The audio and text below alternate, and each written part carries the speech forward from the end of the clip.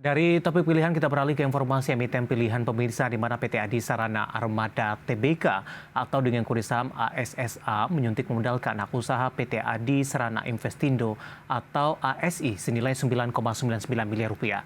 Aksi korporasi ini dilakukan untuk memperkuat rantai pasokan dengan memberikan layanan integrated cold chain solution kepada pelanggan dari emiten tersebut.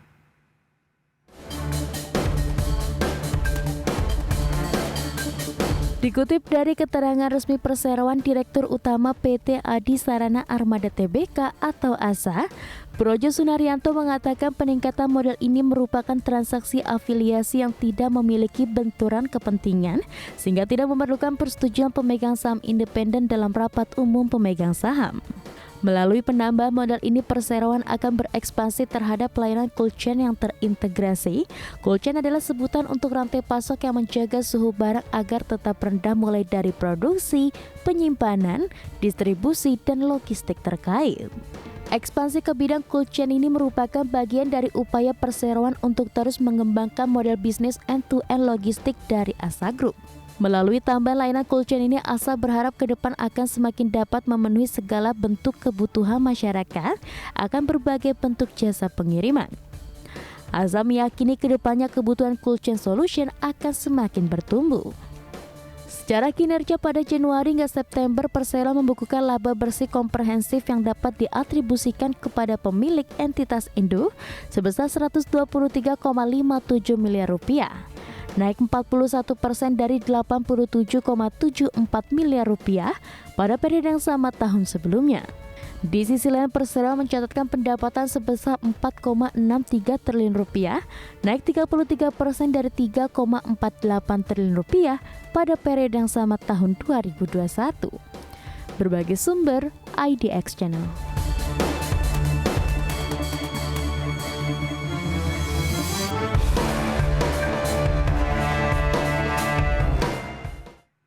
Di sepanjang perdagangan hari ini, saham ASA sempat mengalami penguatan signifikan, namun di sesi kedua justru ditutup di zona merah seiring dengan pelemahan indeks harga saham gabungan. Kita akan coba lihat bagaimana pergerakan intraday tradingnya di sepanjang perdagangan hari ini. Dibuka di sesi pertama pada pagi tadi di level 1000, kemudian pada pukul 10 mengalami penguatan yang cukup signifikan dan menembus di 1030. Kemudian di penutupan sesi pertama pada siang tadi, penguatan untuk saham ASA lebih terbatas di 1020 pemirsa, dan di pembukaan sesi kedua saham ASA berada di level yang lebih rendah di 1005. Kami akan sampaikan update penutupan perdagangan di sesi kedua hari ini. Saham ASA akhirnya bergerak di zona merah dan ditutup melemah di 0,51% di bawah level 1000-an, tepatnya di 985. Sementara level tertinggi di sepanjang perdagangan hari ini sempat menyentuh di 1040 dan level terendah di 965.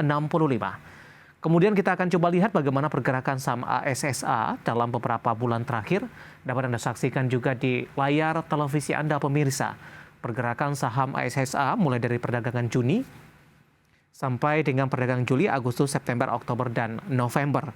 Ya, di Juni masih bergerak di atas 2000-an, tepatnya di 2140 pemirsa. Kemudian di Juli mengalami koreksi yang cukup dalam di 1590. Sempat mengalami penguatan tipis di 1700-an. Kemudian di September, Oktober, dan November hingga perdagangan hari ini, saham ASA lebih cenderung tertekan. Bahkan di penutupan sesi kedua hari ini level 1000-an sudah ditinggalkan oleh ASSA, ditutup melemah di 0,51% di level 985. Nah, bagaimana dari sisi valuasi, apakah masih menarik atau tidak dengan beberapa indikator yang ada pemirsa? Kita akan coba lihat dari posisi price to earning ratio-nya ada di kisaran 20,78 kali, PSR-nya di 0,59 kali, PBV-nya di 2,21 kali, sementara PCFR-nya minus di 7,90 kali. Ya, kombinasi secara fundamental, teknikal, dan juga dari sisi valuasi, dan semoga bisa menjadi salah satu referensi untuk Anda pemirsa IDX Channel.